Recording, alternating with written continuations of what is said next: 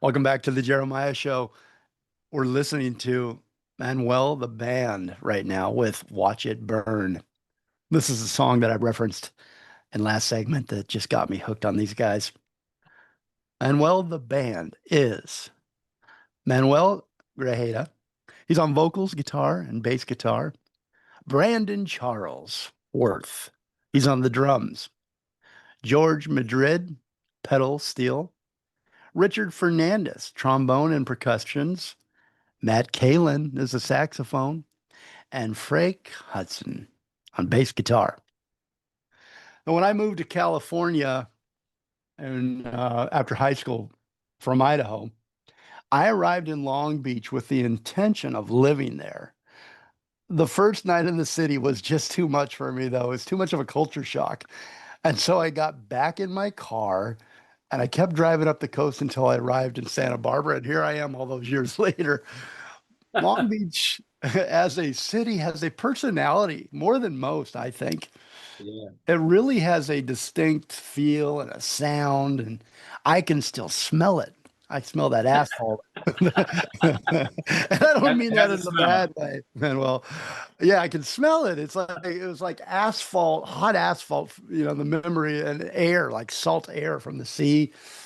I can still see it through my dirty windshield. I arrived after dark into Long Beach, and it's got the hazy yellow streetlights. The city's gritty, but in a good way. The city emits these sounds as it lives and it breathes.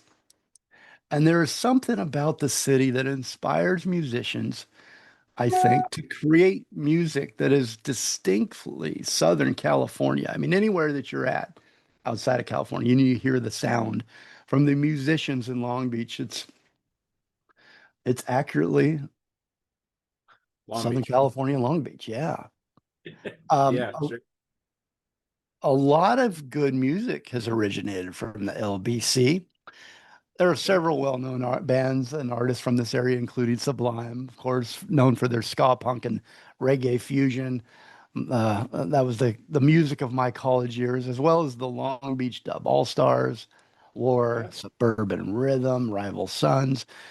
The bands, I think, tend to be big and they seamlessly meld fusions of their culture, and the instruments of Yeah. their culture to create their own street sounds, capturing the attitude and the passion of the city. Mhm. But the music that defines the LBC right now is Manuel the Band. They are recognized as the go-to band for entertainment in Long Beach, and consistently they are ranked among the top 5 bands that you have got to see in the city.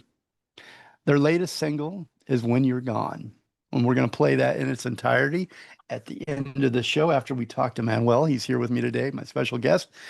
Other albums by Manuel the Band include the EP You'll Be Fine in 2017, Things That Can't Be Seen in 2022, and Room for Complication 2019. Room for Complication. I like that. That's a title there. It brings up all sorts of thoughts. Okay, Right. so they've also opened Manuel the Band for acts like Oingo Boingo, former members, and I wanted to give a shout out to our friend Johnny Vato Hernandez. And they've opened for the Expendables and the Motels and many others. And well, Grajeda, he fronts the Manuel the Band, and he is my special guest today. Welcome, Manuel. Thank you. That was a very kind intro and very generous. So thank you. I appreciate it. Well, you've done all the hard part. You built these beautiful songs. These songs that now are uh, I've added them to my music soundtrack for my life. Good. Like I mentioned at the top there, the way that we were introduced was who is Scott? Is he your manager? Yeah, he's like Scott is the manager. He also kind of plays roles other than manager. He does some PR stuff. He's kind of Hmm. he wears quite a few hats. So him and I kind of juggle a lot of the behind the scenes stuff. So A lot yeah. of work, a lot of work there, isn't there? Yeah, I think yeah, definitely. Music is a lot of emails and at the end of the day. So, Well, that's how we were introduced to each other. I'm so glad that Scott yeah. did that, that he sent me Watch It Burn. I immediately put it on Radio Evolve in Santa Barbara, a radio station up here in Santa Barbara. And I dropped it in a soundtrack for an interview I just did Yeah. last week. So I just love it. It's a just amazing song. You guys got to go. You're not able to hear the whole song without me interrupting it. So I really want to encourage you to go listen to that. But there's so much great music you guys are putting out, and Thanks. congratulations on that. Congratulate. That's a lot of hard work. Like I know what goes into it, and um, I admire your passion and your love for the music, and it really shows through in the band. Yeah, So thank you. Appreciate it. yeah, man. Well, I'm interested in where you come from, as you heard from my intro, Yeah. musically and geographically. Yeah. So let's start with where you call home. Describe your Long Beach in terms of a backstory to your life and your music. How has the city influenced you? Yeah. It's funny you mentioned a very similar story, and I don't mean to kind of take a side road here, but you came from Idaho, you said? Yeah, finished up high school up in Idaho. Okay. Did you come from a small town? Small town, Coeur d'Alene, Spirit Lake, actually, outside of Coeur d'Alene, which is even smaller.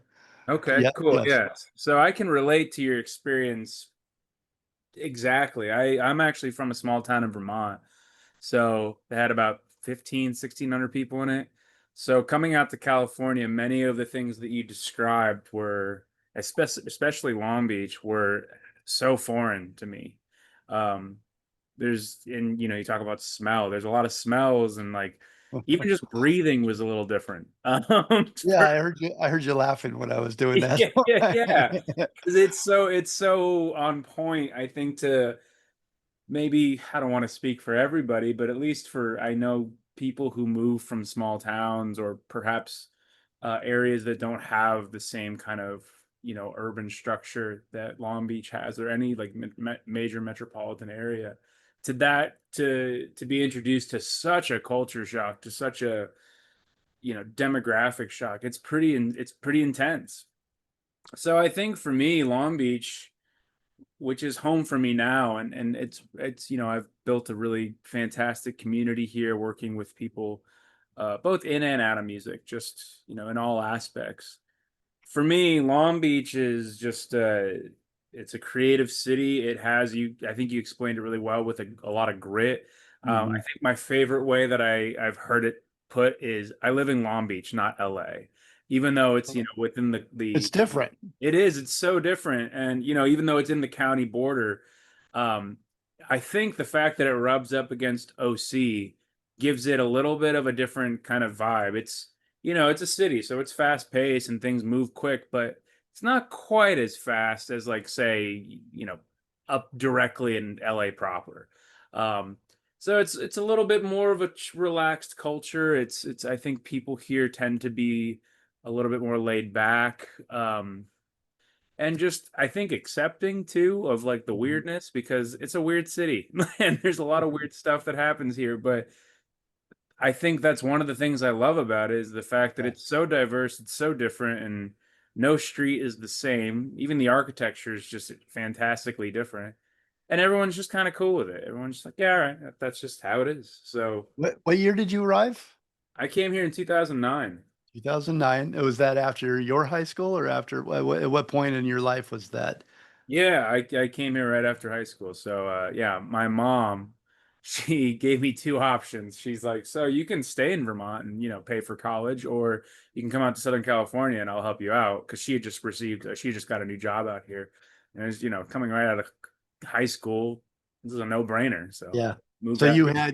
you had someone you knew in the city that came out with you, your mom. My mom, That's yeah, I was gonna ask why did I have such a different reaction where I pretty much I got out of the car, I parked in front of the hotel, and there was like a trash can on fire, and there was and I was like, I'm like, do I leave my car here? And then I'm like, I'm not gonna do it. I had a big U-Haul on the back. And well, why did I have such a different reaction that first night? But I've been back since, and it's everything you just described. It's such a great town.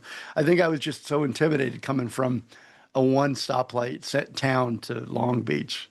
I mean, I was too. Like I said, everything was such a shock to me, and I think shock is kind of an even an underwhelming term for what I and perhaps you were experiencing.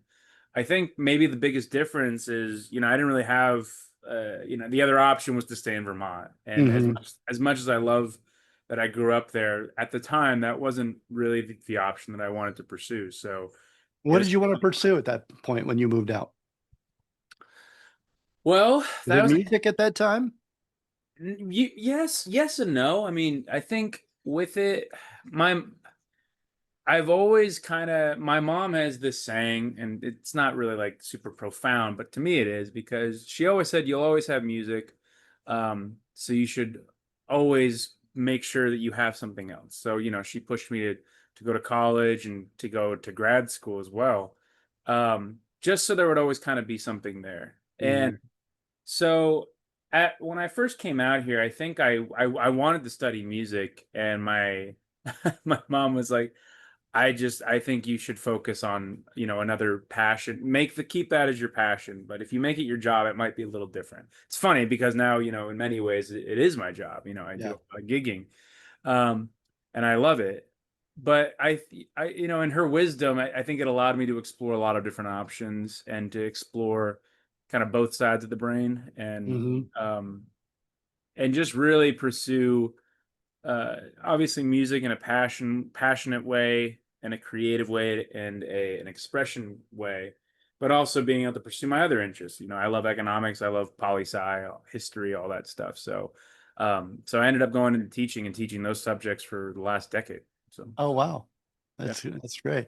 Well, economics, that didn't go to waste. You are running a band, which is a business, yeah. as much as it is creative. And there's two sides to it when you're building up the band. Um, what does that give you? You mentioned all these different uh, things that you've learned through your mom kind of encouraging you to go into to have other passions in life. How much does the band fuel those other passions and inspire those other interests, those other curiosities? I think one of the things with that is that with fueling other things for me, that's a really good question. I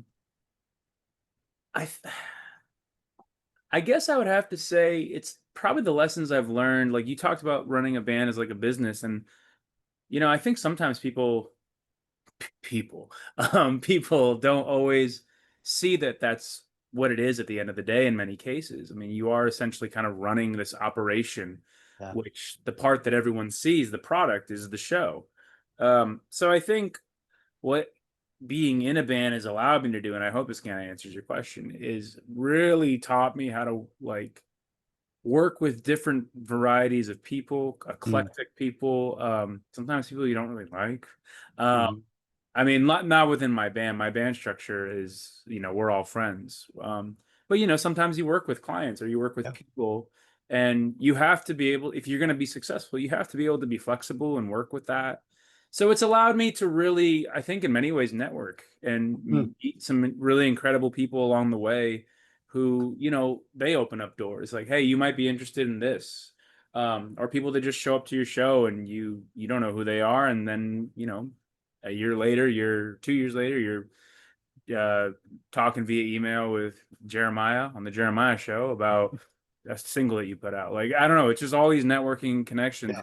It's life is strange that way, isn't it? How it turns out. Actually, Scott told me a story offline, a story about one of your new songs coming out. I'm gonna go back to that at the end of the show here. Good. But the story that he told, and you'll get it when I mention it, sort of underscores what you just said about the world is small and you never know where something's going to come from. Don't Count on Me is the song, and Yeah, the story behind that, how that just grew from somebody hearing it to where you're at now. But well, let's tell that at the end because it's something coming up, and I want to tease our sure. listeners with what you're doing, with what's coming up with you guys. What was the vision initially of Manuel the band? What was the vision, and did you have one for the band? Yeah. And what is it now? How does it differ? Yeah. So the original vision, I think, for me was I wanted to be able to kind of morph and work with the genres and kind of appeal that I like in music. So, for example, as of like today, the band kind of fluctuates between like a full piece, six piece, really energetic rock show with horns and pedal steel, and then something like what I'm doing tomorrow at Vine, which is a much more acoustic kind of singer songwriter folky thing. Um, that's I would say that was kind of the idea without me probably really knowing it back then. But to be able to be flexible and move through those kinds of, arrangements and coordination. At the time, I didn't think that, and this is in no way like, any sort of bad taste or negativity, but I didn't think people would want to stick around and play with me. So I was always kind of keeping the door open for like, all right, well, maybe I'll play with so and so on this instrument that day, and then maybe someone on, else will want to play. I didn't want to tie anybody down. But then over time, the people I've played with have been predominantly the same, and even the people that I don't play with, we're still friends and like homies. And music's kind of a weird thing like that too. So in some ways, it's kind of stuck to the original vision and the fact that it's flexible and the kind of show that listeners will get and that I can perform. So I think in that sense, it's really stuck to the vision. But as far as like the performers themselves, they've pretty much been with me the entire time. It's so interesting you said that you weren't sure if they'd want to stick with you.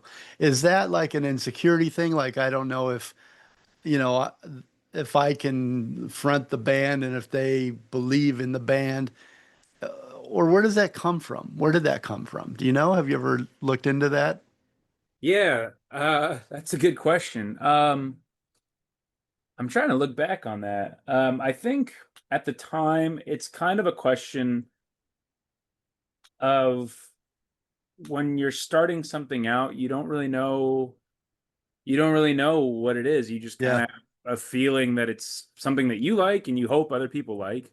right. Um, but I think at the time it was very much like I want to start this up and try it because I like doing it. And if people want to play with me, that's great. But I don't want to make it so anybody has to do anything. And I still kind of struggle with that feeling quite a bit. I never want to put people into a position where they have to play.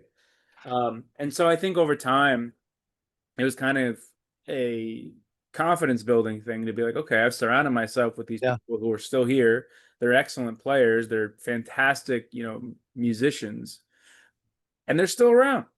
So, What the reason that struck me and I stopped on that question was when you said that, was because I watched a video, one of your videos today, and what struck me about the video was that I could actually feel as the camera went to each band member, I could feel this is true. I felt like they want to be there. They yeah, they yeah, they are in it. They're in their moment. They're in their you guys felt like like this family over a video, a music video, which it just it struck me. And then when you said what you did about, I wasn't sure at first. I was keeping myself open and flexible, so wasn't sure if people would want to stay with me.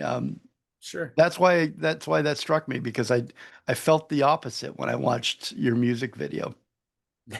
I Uh, mean yeah, I mean, in many ways we are. Like it's a strange family, and outside of music, I don't know if we all would have connected. Who knows, you know? yeah, I was looking at it. I'm wondering how do you keep a band like that Yeah, connected? It's a big I don't band, know. you I know? really have no idea. It's got to be a belief that they have in you and in themselves and the music.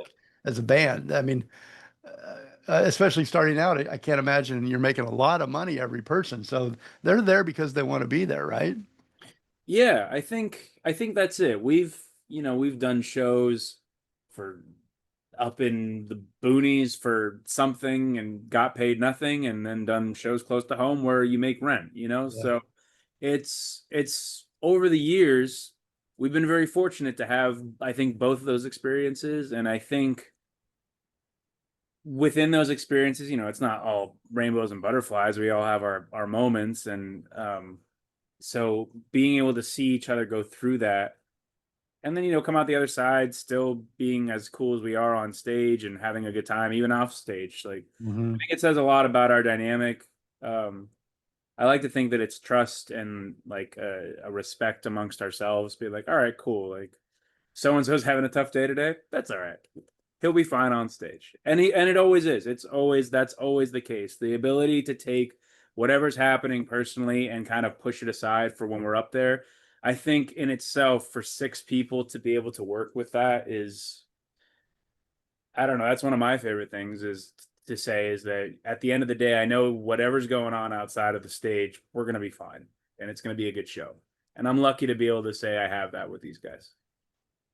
So the vision is coming to light. The vision that you had is Yeah, there. Yeah, it's happening. in many ways, yeah. It's building that team Yeah. and having surrounding yourself with people that you want to do stuff with. Yeah, that's the vision, I guess. Your lyrics and your music are very powerful. They're very honest, and they are, you can really relate to them as a listener. And I think that's a lot of your success there is that you were able to do that in such a beautiful way. But Thank you. some of the music feels like you've gone through some things, and um, and that must be painful in some ways to put out there, but also very rewarding because you're creating such honest, great music, lyrically and musically. And it's been said of your band that you aim for the head and the heart. Where is your head and your heart right now? I think I don't know, I don't want to sound cliche, but like, I think my mindset from the head perspective is very like driven to, get to the next level, play bigger shows, play the fun shows, get everybody on stage, make sure everyone walks home feeling good. Uh, Hmm. as far as the heart, I mean, staying passionate about it, staying in a creative place with it and feeling fulfilled. Um, I think between those two, I would argue that there's a sense of realism that has to come into it too. Not everything is going to be perfect like that. So I think I'm at a point where, as yes, I'm very driven and I'm very passionate about doing it, but I also realize that you're not going to get that every single show. So you have to keep playing shows, I guess, to hopefully to have that experience. It's like I would argue that it's kind of like gambling, but a good gambling, because you get to do what you like to do, and maybe this show wasn't the best, but you go on to the next one and you kill it, and it's like it's the best high. I don't know how to explain it. And am I right that there's a lot of truth in your lyrics, that you've probably gone through some of those things to have been able to write them so clearly and truthfully? Yeah, I think that's definitely been something over time. Like I've always had a very difficult time kind of writing generic lyrics. I mean, they might come off as generic, and if that's the case, great. Like I'm glad, because then it can more people can listen and maybe even relate to that. But I think for me, it's difficult to kind of write outside of, and it's something I'm trying to work on as a creative, but kind of outside of an experience that I've had or at least kind of witnessed. Because I want to write and talk about things that I'm familiar with and that Hmm. I know, and yeah, it's also very cathartic too. So yeah, absolutely. Tell me about a time in your life when you felt particularly productive as an artist and a writer and a musician. Uh, what was happening in your life at that time that inspired your artistry? Dude, I would say that's like been happening like the last year. And I was talking to George about this the other day, actually, the guy who plays pedal steel. Uh-huh. I was just telling him like I'm not writing about the same stuff that I used to.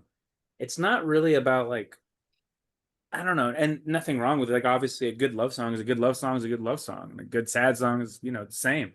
But I've been writing a lot more lately about I think kind of themes that I kind of see more of in like the discourse around other subjects. So um being in a place where it's like, being at a point in your life where you're like, why am I not kind of at this point? And that's, it's not the greatest headspace to be in, but being able to kind of write about it, I think for me is has shown kind of a little bit, as George kind of put it, a little bit more of a maturity in how I'm writing Mhm. and what, the things I'm thinking about. As you get older, you start to kind of wonder, like, should I be here? And or should I be there? Should I be doing this? Should I be doing that? Or should I have already accomplished those things? I Do you think, ever think you think you'll ever be at that spot where it's like, I'm there, I did that? I Or think, is that just part of the human nature? Like we're always yeah. I mean, reaching. I think I always get there.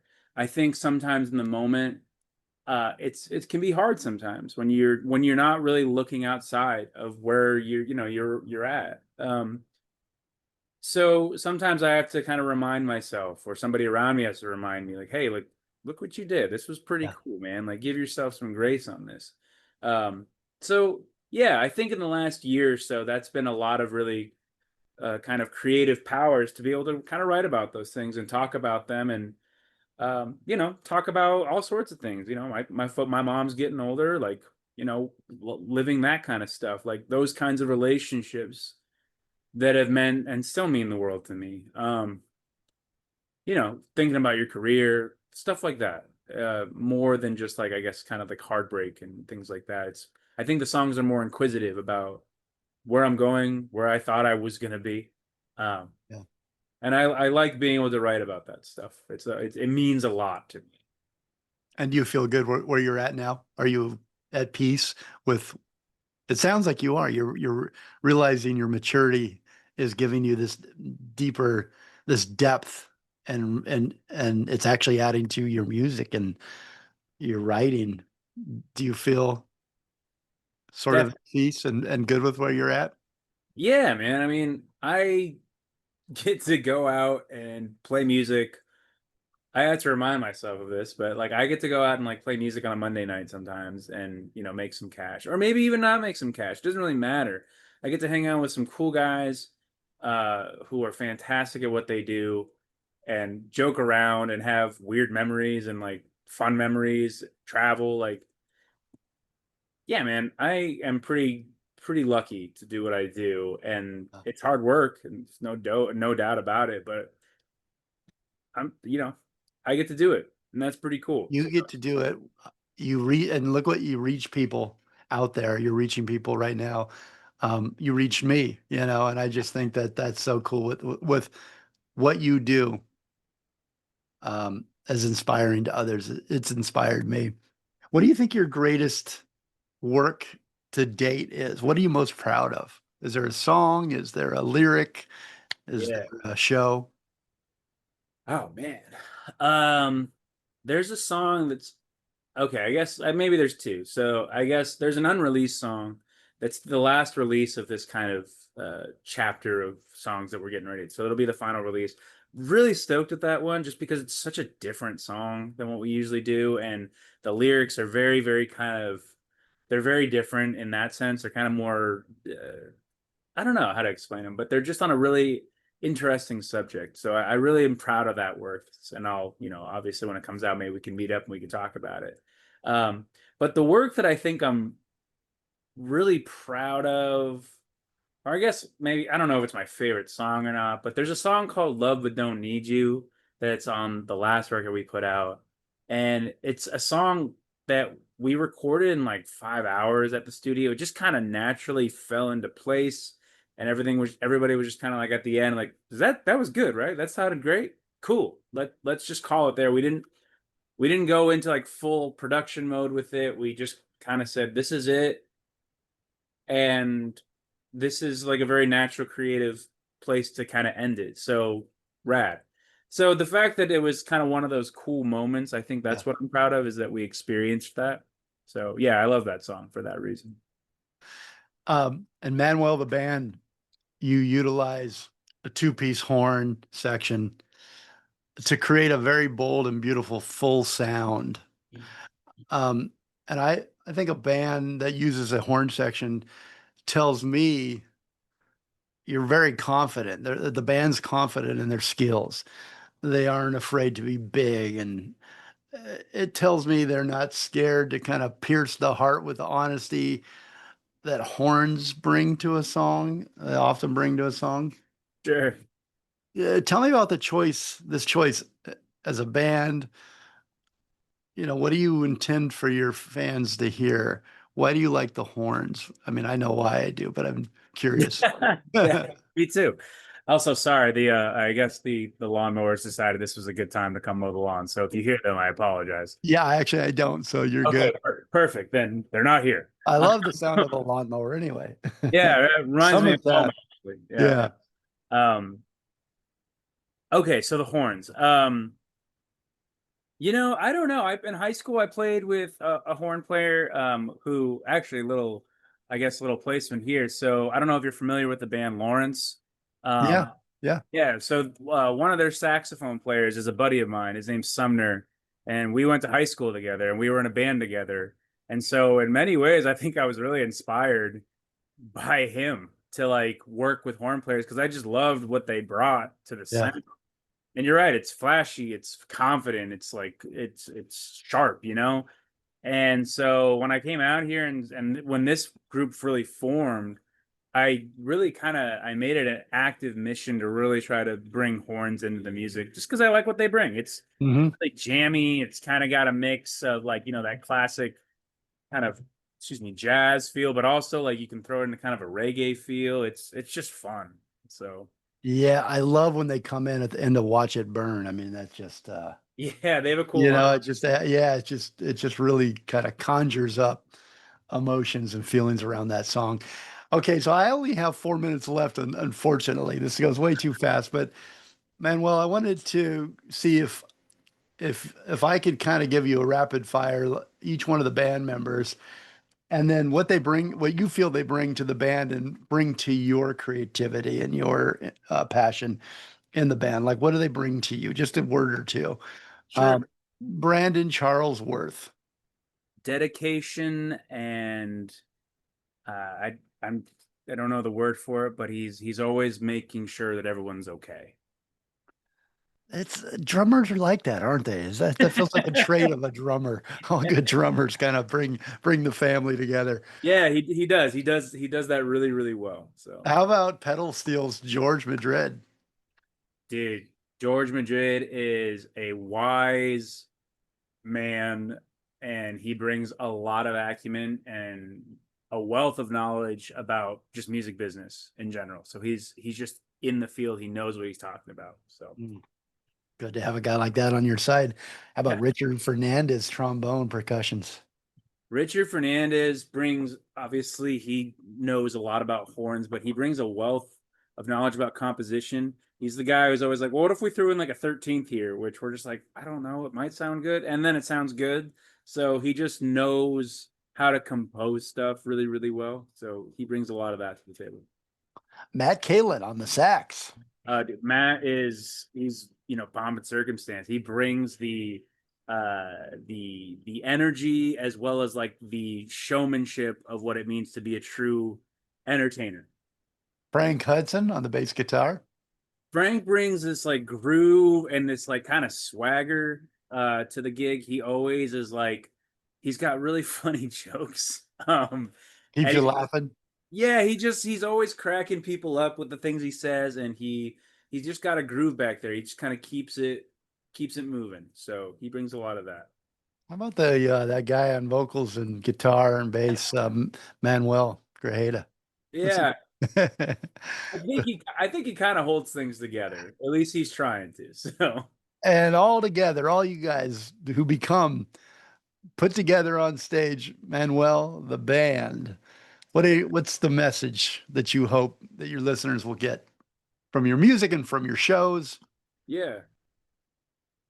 You know, I've always kind of had a tough time with that question because at the end of the day, there's a little bit of selfishness in me. Like I love doing the music because it's what I like to do. You It, bring people together.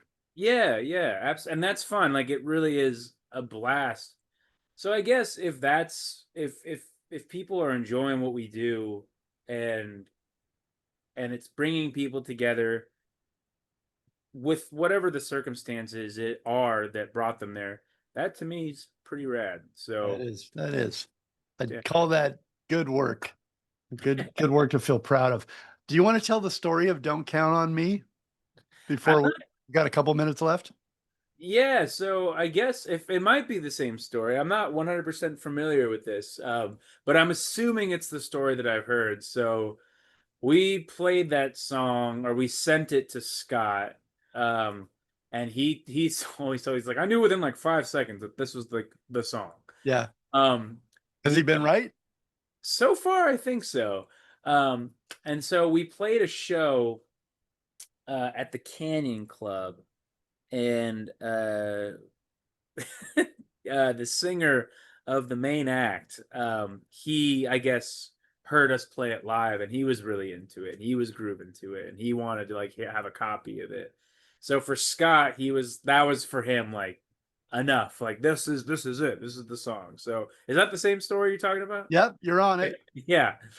Um, And the band, I mean, the band you're talking about, that was who it was the Smithereens, right? Smithereens. That's right. Yeah, it's the Wow. Smithereens. Yeah. Yeah. So the lead singer, yeah, he heard it and he was like, "Yeah, I'd love to listen to it, on my own." So, but that'll be the next release. So it's coming out soon. Very, very cool. Well, we're looking forward to that. Okay, so here's where you can see Manuel the band on some upcoming shows yourself. August 12th, that's tomorrow, Vine Bar Residency featuring Sasha Ortega.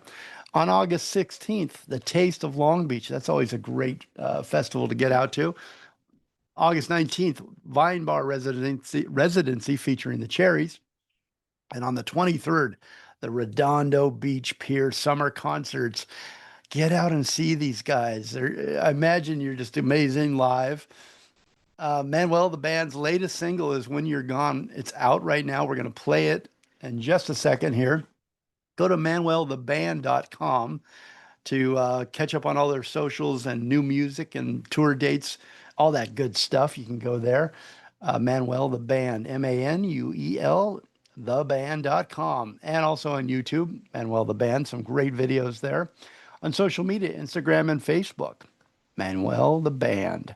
To keep it easy, easy to remember. You can't forget. So thank you so much, Manuel. This is really great. I really love your music. I'm a new fan, and I'm sure you're gonna have a lot more after we play some more of your music here on the show. Thank you Uh, so much. I really appreciate you having me on. Yeah, my pleasure. Anybody you want to thank or anybody you want to say hi to, like your mom? Yeah. Thank Hey, your mom. Hey, mom. Sounds Pam. like mom's very inspirational, just like mine. Yeah, yeah, she is. She is. Hey, mom. If Scott's listening to this, hey, Scott, you're the man. Uh, yeah, those are the two. Perfect. Well, I hope to catch up with you at one of your shows this summer or this fall. Okay, so I have one more musical artist who comes from Long Beach that I wanted to mention before I play the new single "When You're Gone." One of the greatest opera singers ever is Marilyn Horne. She was raised and educated in Long Beach, where she attended Poly High.